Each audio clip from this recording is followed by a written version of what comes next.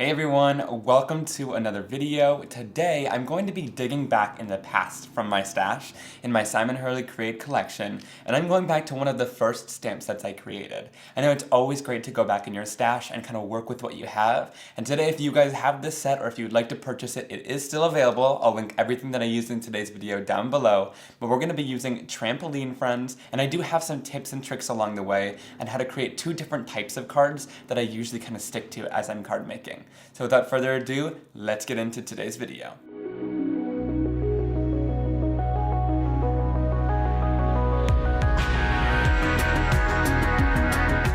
Alright, this is one of my favorite sets because of course you could use this tree by itself, and you could use the animal images, or you can make them all kind of jumping on the trampoline. It's pretty versatile in that way. So I'm going to pull this set out, and we're going to be stamping a couple images for both of the cards. And I'm going to use a little bit of jet black archival ink because we're going to do some watercoloring in a little bit.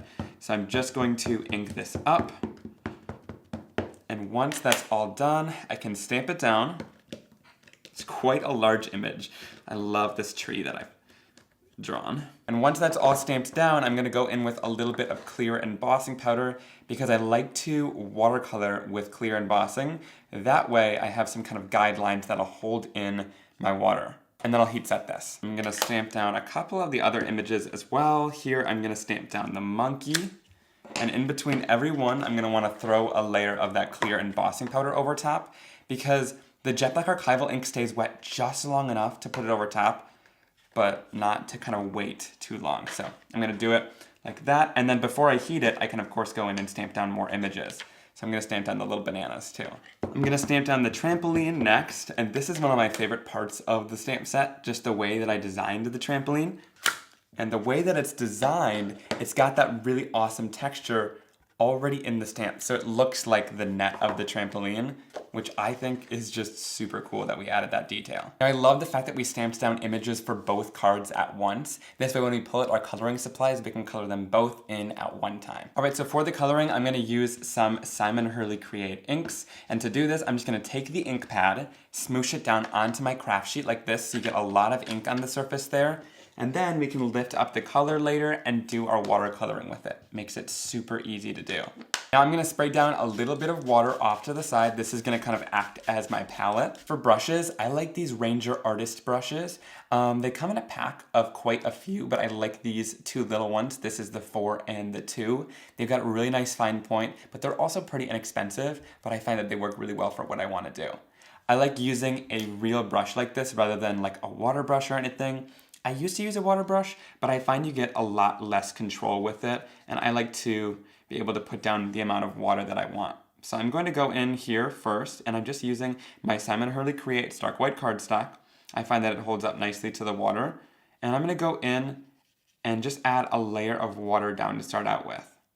Once we've done that, we can bring in our color, but adding that layer of water down first is going to help things kind of move and blend on the cardstock, because if you don't have that water down and you try bringing in a color, it kind of just sinks right into the cardstock and doesn't really move around much, and it goes on really dark at first. Whereas adding this water kind of helps things blend into each other. You've got a little bit more time to move things around before they completely dry right onto the surface, so it makes it a lot easier for coloring. And also, that heat embossing that we did earlier on the black lines really helps as well. It helps to just not like bleed the color outside the lines.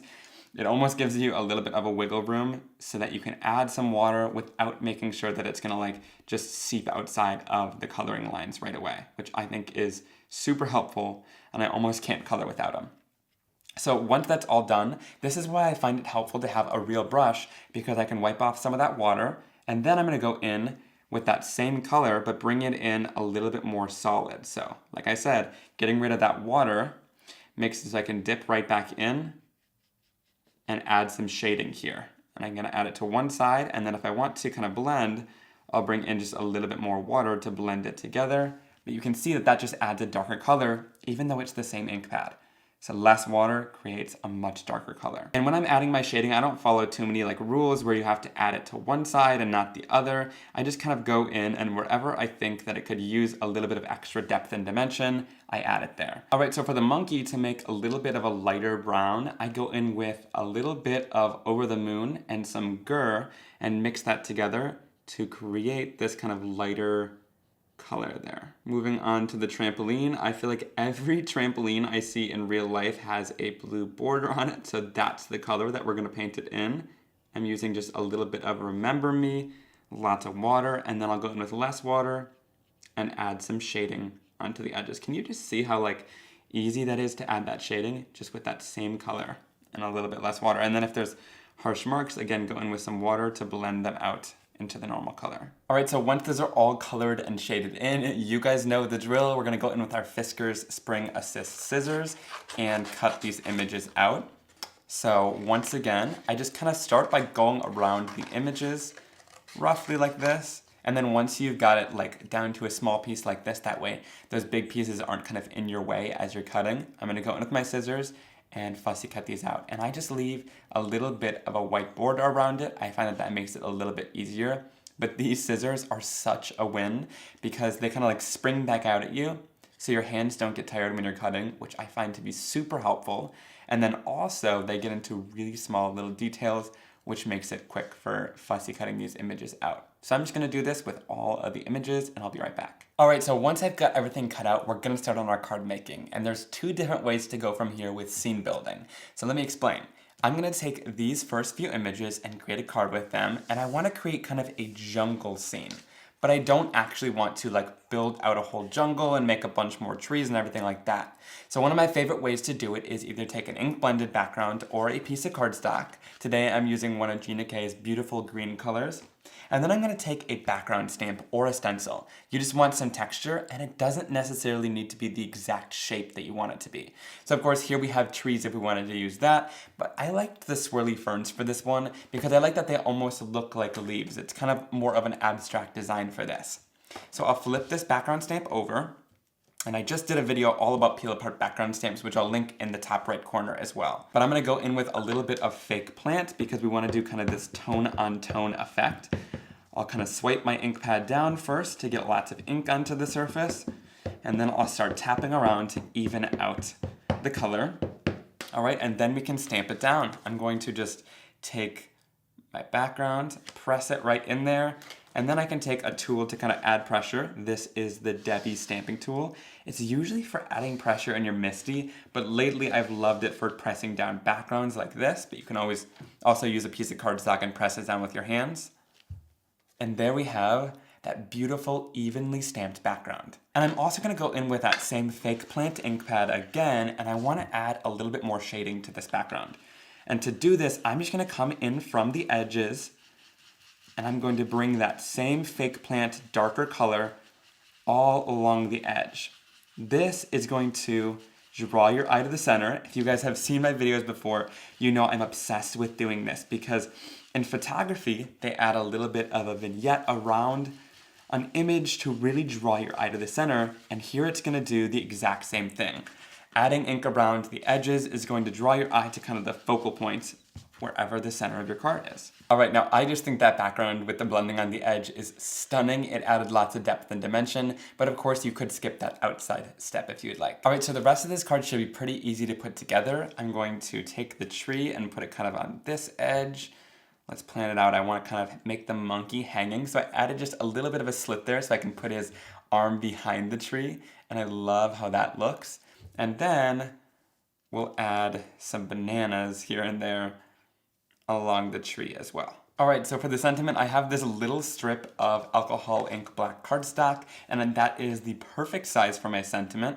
So I'm going to stamp down the jumping by to say hi sentiment and do a little heat embossing. So I'll take my anti-static powder bag, and then we'll go in with a little bit of Versamark to ink that up, and line it up, and stamp it down. And I wanted to say jumping by to say congratulations, so I'm going to line that up right underneath it and stamp that down as well. And now for white heat embossing, I still only have a tiny little bit left of my powder. I need to order more of this very soon. So I've added a little bit of foam tape on one side and then a little bit of tape runner on the other because this is already sitting on a layer of foam tape. Alright, so here is a closer look at that finished card. I love how this one turned out with that background stamp. It doesn't really even need to go along with the image fully, as long as it's got that same color. So we went with a little bit of green there. And that gives a little bit of texture to the background, but it really draws your eye to the focal point of the image, which I think is really awesome. And I tend to make a lot of cards like this. Moving on to this next technique, we're going to create a full scene on our card. So I'm using the Scene Maker stencil. This came out after the stamp set came out, but it is gonna be really helpful to create a scene for our trampoline friends. So I want a layer of grass first, so I'm going to lay this stencil down right here. And this is where our trampoline is gonna be, but we wanna mask some things off. So I'm gonna grab a little bit of that 4-inch mint tape. This stuff has come in very handy the past couple of days when I wanted to mask. It's just a no-brainer to use something so big so you don't have to worry about any ink getting anywhere, and it's not gonna rip your cardstock either. All right, so let's blend our grass out. I'm gonna use a little bit of Psych to start off to add down that really light color. And it doesn't need to be perfect because we're gonna do quite a bit of layering, which is gonna add a little bit of darkness to our grass, a little bit more depth to it. And last but not least, we'll add our darkest color, which is Fake Plant. And that is just gonna be right near the top. All right, so once that's done, we can peel this off. And I love that masking because there's a lot of ink on there and I don't even have to be careful at all. But we like to include like tons of images onto the stencil, so that's why the masking is gonna come in handy. All right, so there is our grass all finished. I really love how that looks. And I'm just gonna clean off my stencil kind of in between layers because I don't want any of that green to get into our next layer. All right, next I'm gonna use those clouds and I want to just make sure that I'm gonna mask off that grass area and also the stars and the birds over here. So just by ripping that up, I can easily mask off all those sections. Now for this one, I'm gonna use a little bit of Breakup Blue. I want it to be kind of that nice light blue color. And for the clouds, I'm gonna go in here and just lightly blend right near the edge of that and bring your color up just a tiny bit, and it's gonna create the nice shape of the cloud and that nice sky blue color. And now I only have one row of clouds on this stencil. I know there are some stencils with like tons and tons of clouds, but the reason I did this is because I don't think that you need all of those clouds in the end. So you'll see I'm gonna just use one little section of this, and then we can lift it up and we wanna complete it, right? So I'm gonna bring it to the other side, line it up with one of the different shapes there, and finish our blending on the other side. So what that's gonna do is it's gonna continue that shape, but it'll give us a totally different pattern. So I'm gonna do that same thing all around to finish off the sky. And then also don't forget your stencil is double-sided, so you can always just flip it over and get a completely different pattern that way as well. All right, I love how that looks when it's done, and Breakup Blue is the perfect, like super soft blue color to do that with. All right, now I want a sun in the sky as well. So once again, rip up a little bit of that 4-inch tape and mask off any areas where you don't want any blending. I used to just carefully go around them, but honestly, this masking tape makes it super easy because it's so big. And that way, we don't even have to be careful and we can get just really great blends instead. All right, so I'm gonna start off with a little bit of Slippery When Wet, which is my bright yellow color. I'll bring in a little bit of Guppy as just an orange right around the edges to kind of darken it a little bit. And then last but not least, we'll bring in just a tiny bit of the traffic cone color just right on the edge to finish it off. All right, now I'm gonna lift this off, carefully peel it away. It's not gonna rip your cardstock, which I find to be super nice. And there is our little scene. I'll take a little bit of foam tape and add that trampoline down. And then I'll do the same thing with my little critters. I'll add a little bit of foam tape behind them. This little squirrel is just so adorable. I love how he's doing a little bit of a somersault. And then with the other animals, again, just a little bit of foam tape to pop them up and make it a little bit more dimensional, and then I'll add them down. And then for this one, I just love the sentiment that just says jump for your dreams. And I think I want it on a little bit of an angle because I think that would be kind of fun. So I'm going to grab one of my sentiment acrylic blocks again. And the cool part about this is it's got lines on it. So I can easily just take my sentiment and bend it, which is the thing I love about photopolymer stamps because you can bend them. But then I'm lining it up with both lines to make sure that the curve is going to be exactly even. We can test it out there. I love how that looks. So we can stamp it down. Give it some good pressure, and then we'll lift it off.